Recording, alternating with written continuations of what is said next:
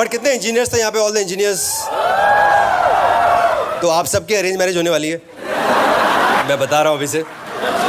और मैं बता देता हूँ क्योंकि अरेंज मैरिज का सिस्टम इंडिया में इतने टाइम से चला रहा है, so there is a set system in place in India. Like the first step is as a guy you go and meet all the prospective girls one by one, which I think is only a formality in India, you know. क्योंकि अगर mummy papa को लड़की पसंद आ गई होती है तो वो आपको किसी न किसी तरह कन्विंस कर ही लेते हैं, वही आपके लिए बेस्ट है। मतलब आप गलती से कुछ बोल दो, पापा वो सब ठीक है लेकिन पापा वो सोनिया की हाइट थोड़ी कम नहीं, पापा हाइट। हाँ तो बेटा हाइट का आपको क्या करना, मतलब या आपको क्या सोनिया से बल्ब चेंज करवाने उधर? बेटा रिलेशनशिप में हाइट नहीं डेप्थ होनी चाहिए, समझे आप?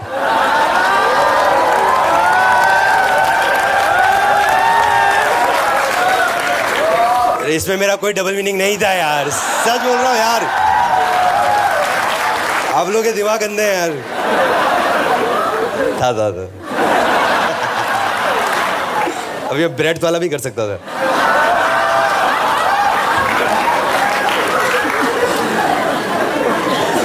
And if you still don't agree for arranged marriage, then what Indian parents will do is that they will just start emotionally blackmailing you with the grandfather card, you know. ये बेटा शादी कर लो, दादाजी की भी आखिरी इच्छा है, फिर पता नहीं।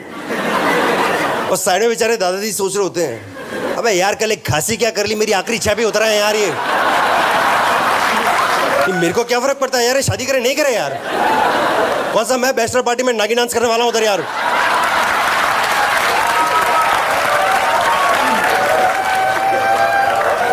मेरा तो पोल डांस भी छड़ी के राउंड ही होना है।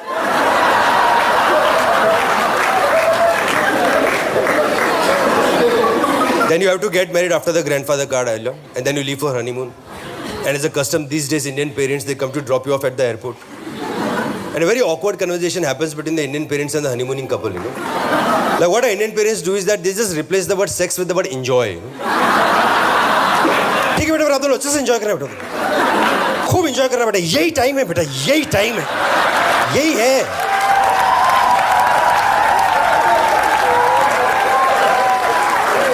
और दादाजी को भी आखिरी इच्छा है ना, दादाजी यही चाहते हो ना आप?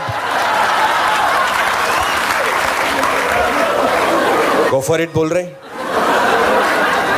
कई बार वो वाली गंदी ड्रीम आती है ना, बैड ड्रीम, जिसमें खुद ही की डेथ हो जाती है। आपने देखा ड्रीम्स में जब भी अपनी डेथ होती है, it's always an action oriented death, मतलब एक्शन मूवी चल रही होती है। आप क्लिफ या माउंटेन से गिर रहे हो, गिरते ही जा रहे हो, एक तो आप नीचे आते ही नहीं हो कभी, मतलब राइट। कोई मतलब ट्रक ड्राइवर आपके पीछे गन लेके आ रहा है, शेर आपके पीछे भाग रहा है, ऑलवेज एक्शन ओरिएंटेड डेथ होती है। किसी की भी ड्रीम्स में स्टैटिक डेथ नहीं होती है। कोई भी अपनी ड्रीम्स में डायबिटीज से नहीं मरता है, मतलब क्यों पलंग पे लेटा हुआ लोग चिक्की खिलाए जा रहे हो, मरे जा रहा है उधर। Like fuck you Agarwal sweets, क्या है ये? And you know what is more scary than you dying in your dreams is when your relatives die in your dreams, you know? क्योंकि अभी आप इन्फॉर्मेशन किसी के साथ शेयर नहीं कर सकते हो, और उस दिन आप ऑलरेडी गिल्ट ट्रिप पे होते हैं। यार मैं गिल्ट ट्रिप पे होकर शिट यार चाचा की कैसे डेथ होगी सपने में यार, क्या मैं सबकॉन्शियस लेवल पे चाचा के बारे में ये सब सोचता रहता हूँ। और उस दिन चाचा एक्स्ट्रा लविंग हो जाते हैं उसी दिन, मतलब। तो ब्रेकफास्ट में हम लोग खा रहे हैं, आलू पराठा चल रहा है मेरा और चाचा का। मेरा खत्म हो गया, चाचा बिल्कुल आलू पराठा लेना, बोला हाँ मेरा किचन से मम्मी ला रही, 2 मिनट में आ जाएगा। अरे यार, और अपना आधा आलू पराठा तोड़ के मेरे को दिया, ये ले। मैं वाज लाइक शिट यार, इस संत आदमी को आज मैंने मारा है। ऐसे ही अपना आधा आलू का पराठा दे दिया यार, मतलब वो भी वो वाला हाफ जिसमें आलू और बटर ज्यादा था यार। चाचा के पास तो पराठे का सिर्फ तेलंगाना बचा था।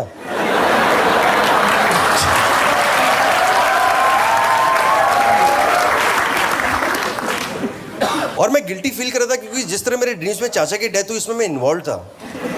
तो ऐसा था कि मैं और चाचा, हम दोनों ड्रीम्स, हम दोनों कोई तो वॉर लड़ रहे थे दुश्मन से, और मैं और चाचा सपने में दोनों कंफ्यूज के मारवाड़ी बनिए कब से वॉर लड़ने लग गए यार।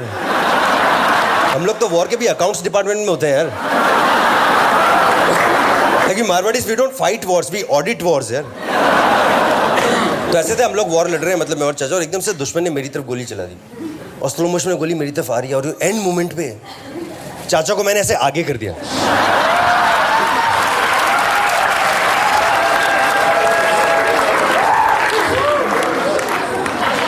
तो सावधानी हटी, दुर्घटना घटी। फिर recently any fans of Sunny Leone in the audience? अब आवाज आई ना sir. Like Sunny Leone, she recently did a horror film, right? Ragini MMS2. And I was like a porn actress doing a horror film, you know. I think this should have been the movie's tagline, Ragini MMS 2. इस बार आपके रोंगटे भी खड़े होंगे.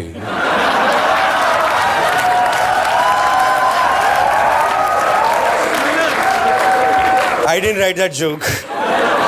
ये joke जिसने लिखा वो थे पापा और चाचा. अच्छा, कितनों को वो थे पापा पोएम सबने सुनी हुई है, राइट? तो मैं वो पोएम नहीं करूँगा. तो बेसिकली क्या होता है कि वो थे पापा और चाचा वाली पोएम मेरे घर में पड़ी थी, गलती से चाचा ने पढ़ ली एक दिन.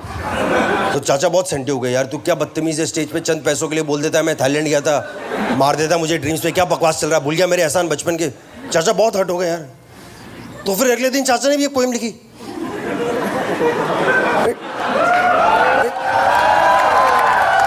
नहीं, हमारे घर में मोड ऑफ प्रोटेस्ट यही है, मतलब वैसे मारवाड़ी लेकिन सबकी आत्मा बंगाली है, मतलब. तो इट्स कॉल्ड वो थे चाचा.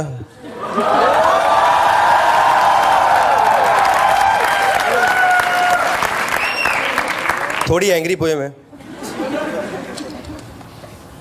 जब तुम स्कूल डेस्क पे रीटा मैम की गंदी ड्राइंग बनाते हुए पकड़े जाते थे, तब कोई पेरेंट टीचर मीटिंग में तुम्हारा बाप बन के आता था.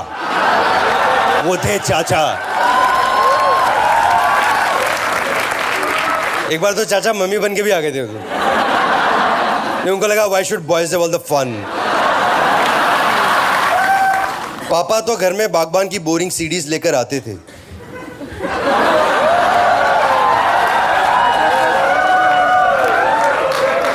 लेकिन कोई तुम्हें पेन ड्राइव में असली फैमिली बॉन्डिंग दिखाई जा रहा था. वो थे चाचा और चाची. नहीं था, रीटा मैम थी.